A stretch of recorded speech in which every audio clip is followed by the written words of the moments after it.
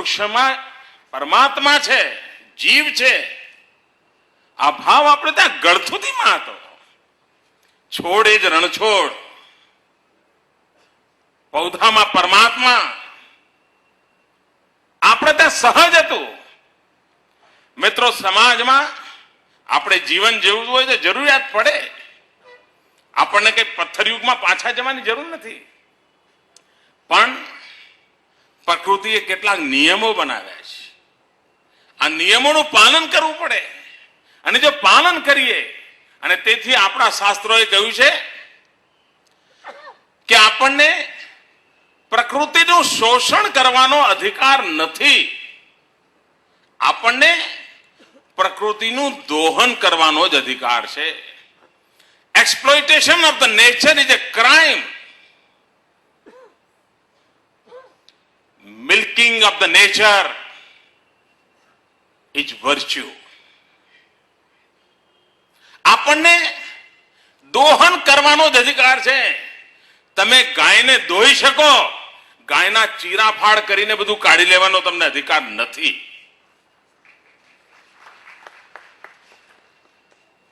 આ પ્રકૃતિનું દોહન અને શોષણ દુનિયા એની વચ્ચે વહેંચાયેલી છે. એક વર્ગ પ્રકૃતિના દોહનની વકીલાત કરે છે, બીજો વર્ગ એવો છે અમારા સુખ માટે અમે ગમે તેનું શોષણ કરી શકીએ, અમને માનવ જાતને અધિકાર મળી ગયો છે. અને એનું જ પરિણામ છે કે આ વિશ્વ આ સંકટોમાંથી ઊંચું નથી આવતું. સમગ્ર માનવ જાત પાણીના સંકટમાં ફસાણી છે. આપ કલ્પના ન કરો એવડા મોટા સંકટ તરફ આપણે જઈ રહ્યા છીએ. ઉપાય શું? મેં હમણાં એક દિવસ એક જાહેર કાર્યક્રમમાં લોકોને વિનંતી કરી, આપણે જે દિવસભર પાણી વાપરીએ છીએ ને પોતાને માટે, એમાંથી મોટા ભાગનું પાણી આપણું રાંધવામાં જતું હોય તો સારી વાત કહેવાય, શરીર શુદ્ધિ સ્નાન માટે જતું હોય તો સારું કહેવાય, પણ મોટા ભાગનું પાણી આપણું ફ્લશ સાફ કરવામાં જાય છે.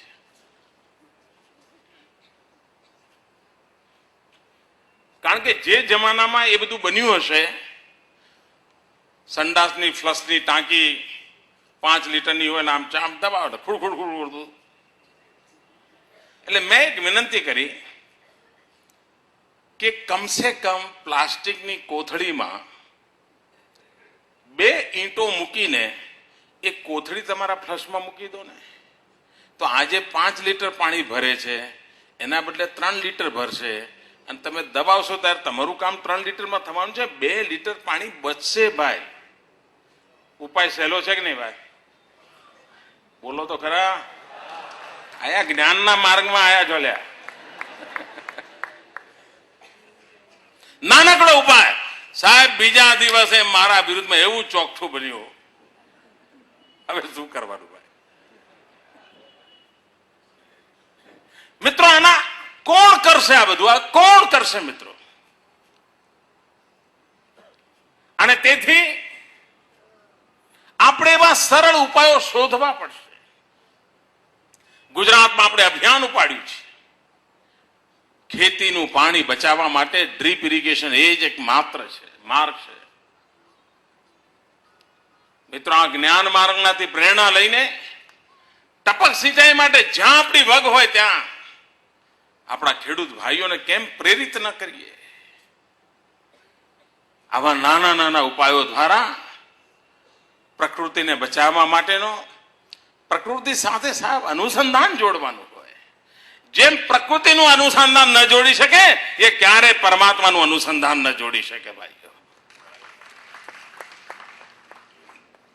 અને તેથી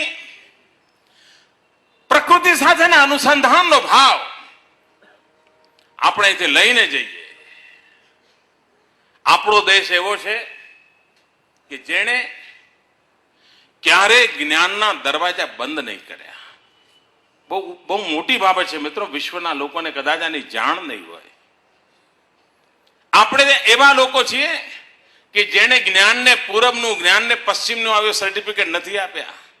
આપણે એવા લોકો છીએ કે જેણે કહ્યું છે કે જ્ઞાનનો પ્રકાશ જેમ સૂર્યનો પ્રકાશ પર સૌનો અધિકાર છે એમ જ્ઞાનના પ્રકાશ પર સૌનો અધિકાર છે. મને ખબર નથી પૂજ્ય બાપુએ આ જવાબ ક્યારે આપ્યો, શું આપ્યો, મહારાજ સાહેબ કહેતા હતા. પણ હું એકવાર અમેરિકા એક કાર્યક્રમ માટે મને ત્યાંની સરકારે બોલાવ્યો હતો, ત્યારે ગયો હતો. બહુ જૂની વાત છે. અને ત્યારે WTOના એ વખતના વડા હતા, એમની સાથે અમારી એક મુલાકાત ગોઠવાઈ હતી. અને ત્યારે મેં એમને પૂછ્યું હતું કે અમારા પૂર્વજોએ શૂન્યની શોધ કરી હતી, માનવજાતને ઝીરોની શોધ આપવાનું કામ આપણા પૂર્વજોએ કર્યું હતું. હવે અમે જો એ જ્ઞાન ઉપર બેસી ગયા હોત અને અમે કહ્યું ખબરદાર છે જો ઝીરોને હાથ લગાવ્યો હતો તો દુનિયા આગળ વધી હોત. મેં એમને કહ્યું હતું કે અમે શૂન્ય પર ચડી બેઠા હોત તો આ તમારા યાન ચંદ્રમા પર ન પહોંચી શક્યા હોત. પણ અમે એવું માનતા હતા અમે શૂન્ય શોધી છે, કોઈક એકડો શોધતા આગળ વધજો. જ્ઞાનમાં પ્રત્યેક પેઢી ઉમેરો કરતી હોય છે. જ્ઞાનને પૂરબ હોય છે, જ્ઞાનને પશ્ચિમ હોય છે. જ્ઞાનનો કોઈ કાળ નથી હોતો મિત્રો. જે કાળ બાહ્ય હોય છે જ્ઞાન નથી હોતું, એ ખાલી કર્મકાંડ હોય છે. જ્ઞાન નિત્ય નૂતન હોય છે. અને તેથી જ્ઞાનનો આસ્વાદ અહીં 80 વર્ષનો માણસ આવશે એને પણ ચેતના આપશે, 8 વર્ષનું ભૂલકું આવશે એને પણ ચેતના આપશે. અને એનું કારણ જ્ઞાન આ સામર્થ્ય ધરાવે છે. એ સૌના મન મંદિરને ઝંઝોળતું હોય છે. 2010માં ગુજરાત ગોલ્ડન જ્યુબિલી યર મનાવવાનું છે. અને આપણે જ્ઞાન માર્ગને વરેલા છે ત્યારે આપણને ખબર છે કે દુનિયામાં એક મોટી ઘટના બહુ પ્રસિદ્ધ છે ગેલિલિયોની. બાઇબલમાં કહ્યું હતું કે એના કરતા ગેલિલિયોએ જુદું કહ્યું. પૃથ્વીની આસપાસ સૂર્ય ફરે છે કે સૂર્યની આસપાસ પૃથ્વી ફરે છે, આમાં જ્ઞાન માર્ગી ગેલિલિયોને શ્રદ્ધા માર્ગી બાઇબલ સામે વાંધો પડ્યો.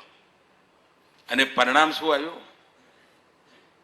શ્રદ્ધા માર્ગી બાઇબલના વારસદારોએ ગેલિલિયોને ફાંસીએ ચડાવવા માટેનો હુકમ કર્યો.